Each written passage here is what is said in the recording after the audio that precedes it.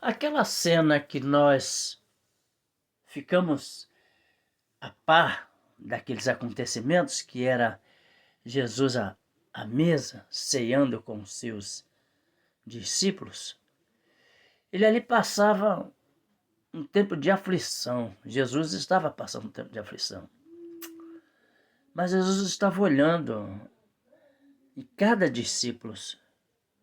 Ele estava vendo na mente de cada um os seus pensamentos. Acho mesmo que devido a essa oportunidade de ele perceber cada um. Por que você percebe cada um? Porque enquanto você está sendo perseguida, enquanto você está sabendo que você vai passar por uma aflição, uma ameaça, uma advertência lhe veio para lhe atribular, para lhe enfraquecer.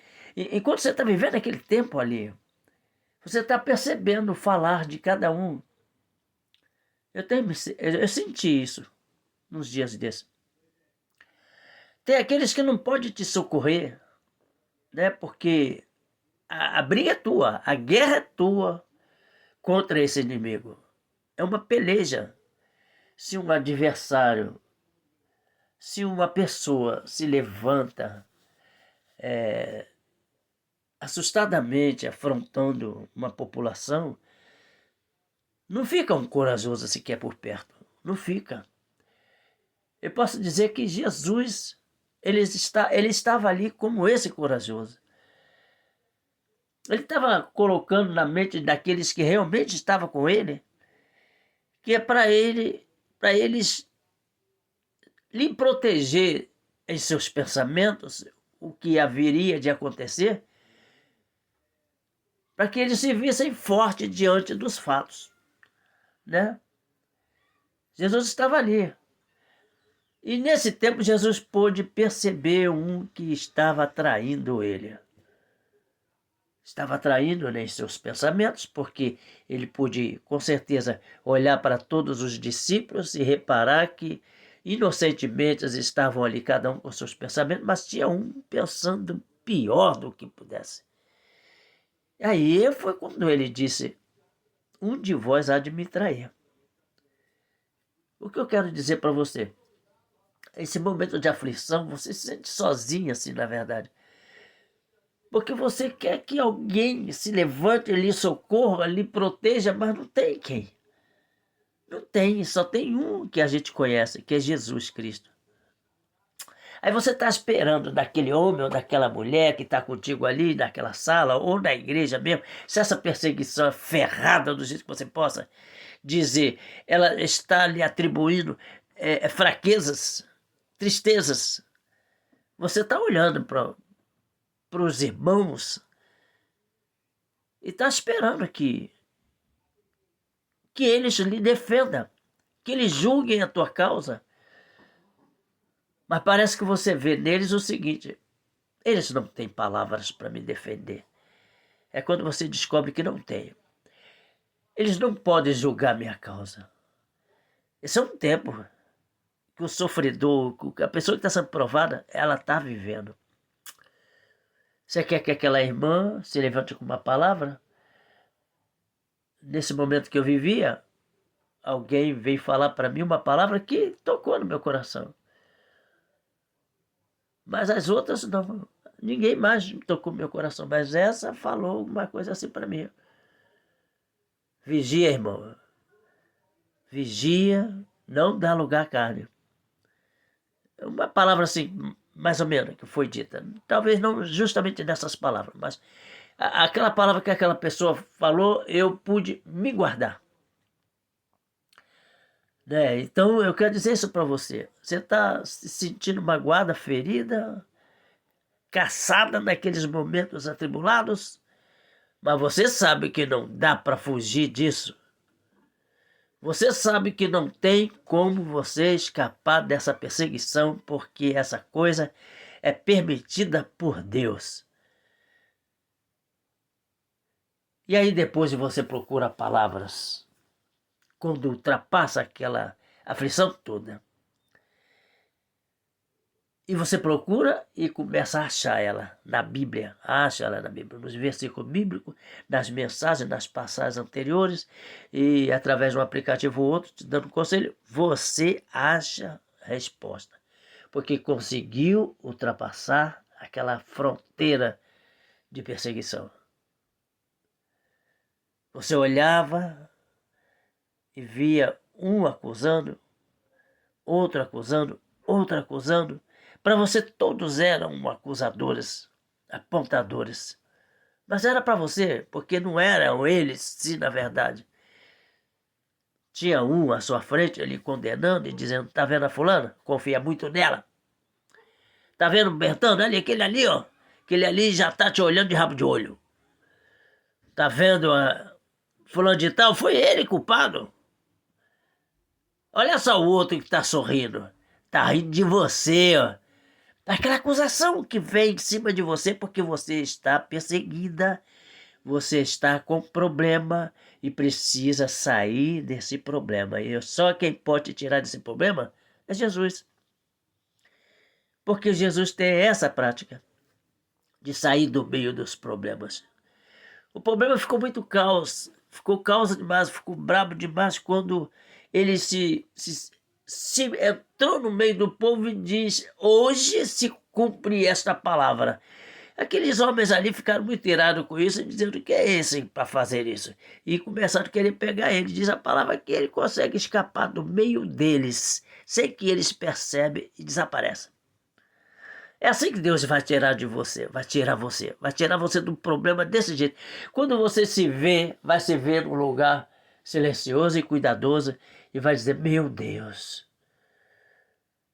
se o Senhor não me tira dali antes, eu estava hoje com raiva do fulano, com raiva da Bertana.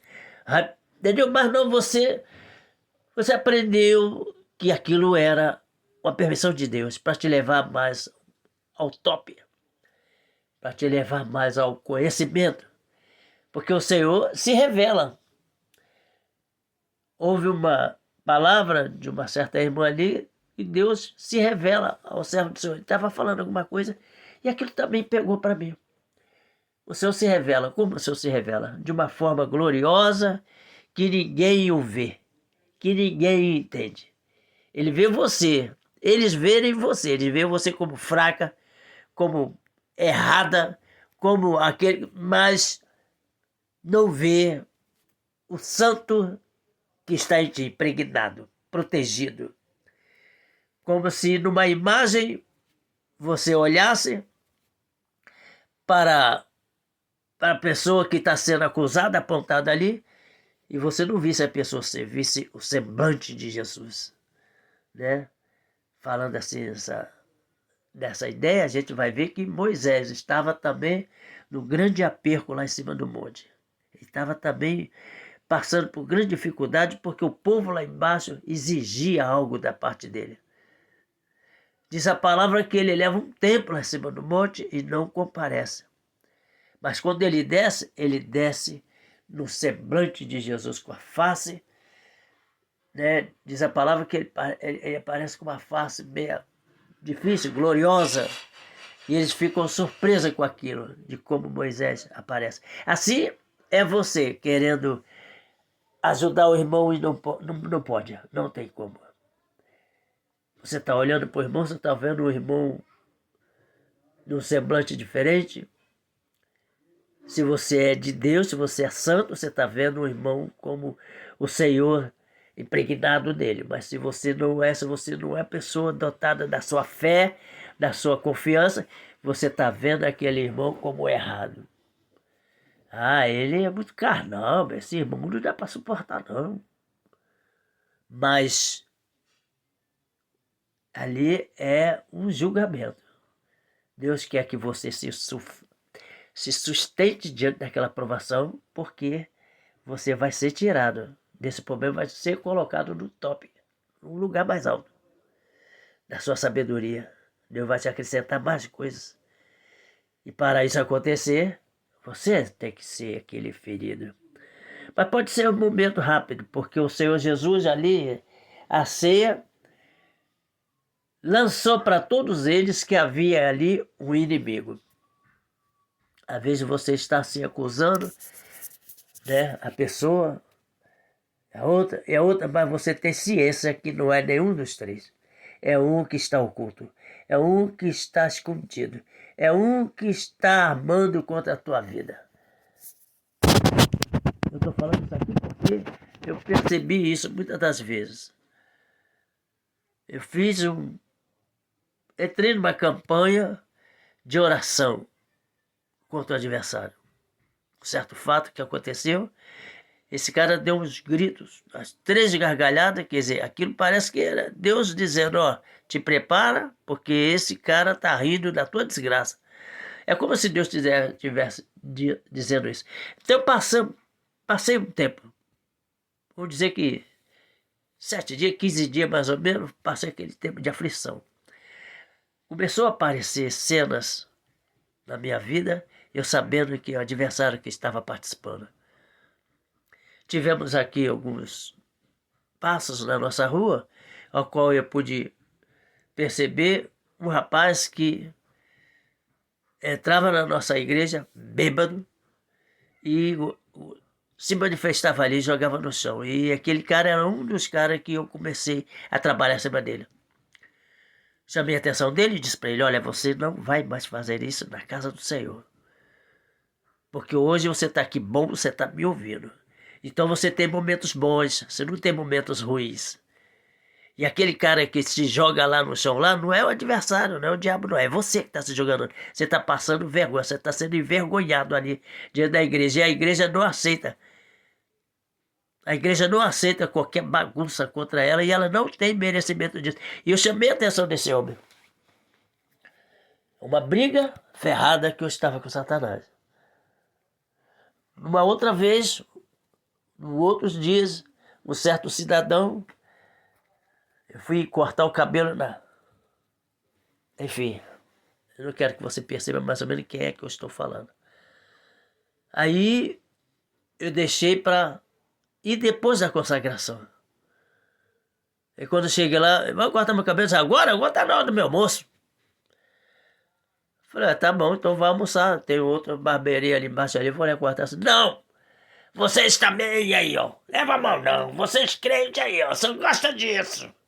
Você gosta de fazer essas coisas. Primeiro igreja, em vez de vir cortar lá o cabelo, primeiro foi consagração. Eu falei assim, isso aí é o diabo que tá te usando, rapaz. Aí repreendi ele e não voltei mais ali cortar cabelo mais ali. Nós estamos cortando cabelo em outra barbearia. Eu tô falando isso pra você pra quê? Pra que você se guarde. Pra que você se proteja dessas coisas. Não seja bobo. Diz a palavra, alguma coisa assim. Né? Então é o seguinte, eu quero dizer pra você. Deus foi só me mostrando isso. No dia da festa agora, um dia antes, parece, esse cidadão ele entra dentro da igreja. No que ele entra dentro da igreja, o louvor estava tocando e ele entra, pega no pandeiro da mão do irmão Adilson, aí Adilson, não, isso aqui é coisa santa, rapaz. Ele estava entrando bêbado e todo mundo olhasse ele e via que estava possuído.